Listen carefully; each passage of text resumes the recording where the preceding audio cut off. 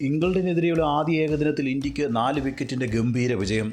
England നേടിയ 248 runs 38.4 ഓവറിൽ 6 wicket നഷ്ടത്തിലാണ് India മറികടന്നത്.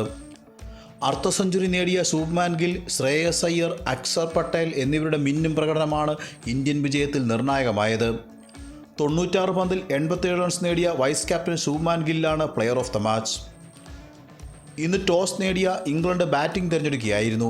ഇന്ത്യയ്ക്കായി യശസ്വി ജയ്സ്വാളും ഹർഷിത് റാണയും ഏകദിന ക്രിക്കറ്റിൽ അരങ്ങേറ്റം കുറിച്ചു. ഇംഗ്ലണ്ടിനായി ഉജ്ജ്വല തുടക്കമാണ് ഓപ്പണേഴ്സ് നൽകിയത്. റാണ എറിഞ്ഞ 6-ാം ഓവറിൽ 3 സിക്സും 2 ഫോറും ഉൾപ്പെടെ 26 റൺസാണ് ഫിൽ സാൾട്ട് അടിച്ചെടുത്തത്. എന്നാൽ 9-ാം ഓവറിൽ ഫിൽ സാൾട്ട് റണ്ണൌട്ടായത് ഇന്ത്യക്ക് തുണയായി. 26 പന്തിൽ 5 ഫോറും 3 സിക്സും സഹിതം 43 റൺസായിരുന്നു സാൾട്ട് നേടിയത്. തൊട്ടടുത്ത ഓവറിൽ ഡക്കറ്റിനെ വീഴ്ത്തി റാണ ആദ്യ ODI വിക്കറ്റും സ്വന്തം പേരിൽ കുറിച്ചു. 2 പന്തിന് ശേഷം ബ്രൂക്കിനെ 0-ന് പറഞ്ഞുവിട്ടതോടെ ഇംഗ്ലണ്ട് ബാക്ക് ഫുട്ടിലായി. അടുത്ത ഊഴം ജഡേജയുടേതായിരുന്നു. റൂട്ടിനെ വിക്കറ്റിന് മുമ്പിൽ കുടുക്കി ഇംഗ്ലണ്ടിൻ്റെ 4-ാം വിക്കറ്റും വീഴ്ത്തി. എന്നാൽ 5-ാം വിക്കറ്റിൽ ബദേൽ ബട്ട്ലർ സഖ്യം ഒത്തുചേർന്നതോടെ ഇംഗ്ലണ്ട് ട്രാക്കിലായെങ്കിലും ബട്ട്ലറെ അക്സർ പട്ടേൽ പാണ്ഡ്യയുടെ കയ്യിലെത്തിച്ചു. 64 പന്തിൽ 4 ഫോർ ഉൾപ്പെടെ 52 റൺസായിരുന്നു ഇംഗ്ലണ്ട് ക്യാപ്റ്റൻ നേടിയത്. ലിവിങ്സ്റ്റണെ പുറത്താക്കി റാണ 3-ാം വിക്കറ്റും സ്വന്തം പേരിൽ കുറിച്ചു.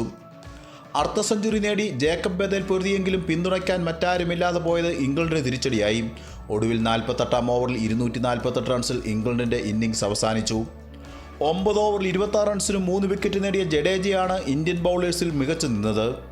മറുപടി ബാറ്റിംഗ് ആരംഭിച്ച ഇന്ത്യക്ക് 5-ാം ഓവറിൽ ജയ്സ്വാളിൻ്റെ വിക്കറ്റ് നഷ്ടമായി. അരങ്ങേറ്റ മത്സരത്തിൽ 15 റൺസ് നേടാനേ ജയ്സ്വാളിന് കഴിഞ്ഞുള്ളൂ. അടുത്ത ഓവറിൽ 2 റൺസ് എടുത്ത ക്യാപ്റ്റൻ രോഹിത്തും തിരിച്ചു കയറി.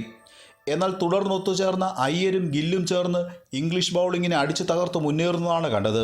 വെറും 21 പന്തിൽ അർദ്ധ സെഞ്ചുറി നേടിയ അയ്യരായിരുന്നു കൂടുതൽ അപകടകാരി. പക്ഷേ അനാവശ്യ സ്വീപ്പ് ഷോട്ടിന് ശ്രമിച്ച അയ്യർ വിക്കറ്റ് നഷ്ടമാക്കി. 36 പന്തിൽ 9 ഫോറും 2 സിക്സും ഉൾപ്പെടെ 59 റൺസായിരുന്നു അയ്യരുടെ സംഭാവന. പിന്നീട് വന്ന അക്ഷർ പട്ടേലും ഉറച്ചു നിന്നതോടെ മത്സരം ഇന്ത്യൻ പക്ഷത്തായെന്ന് പറയാം. 29-ാം ഓവറിൽ ഇന്ത്യൻ സ്കോർ 200 കടന്നിരുന്നു. 34-ാം ഓവറിൽ അക്ഷർ പട്ടേലിനെ പുറത്താക്കി ആദിൽ റഷീദ് ഇന്ത്യയുടെ 4-ാം വിക്കറ്റ് വീഴ്ത്തി. 47 പന്തിൽ 6 ഫോറും 1 സിക്സും ഉൾപ്പെടെ 52 റൺസായിരുന്നു അക്ഷർ നേടിയത്. പിന്നീട് രാഹുൽ 2 റൺസ് മാത്രമെടുത്ത് റഷീദിന് മുമ്പിൽ തന്നെ കീഴടങ്ങി.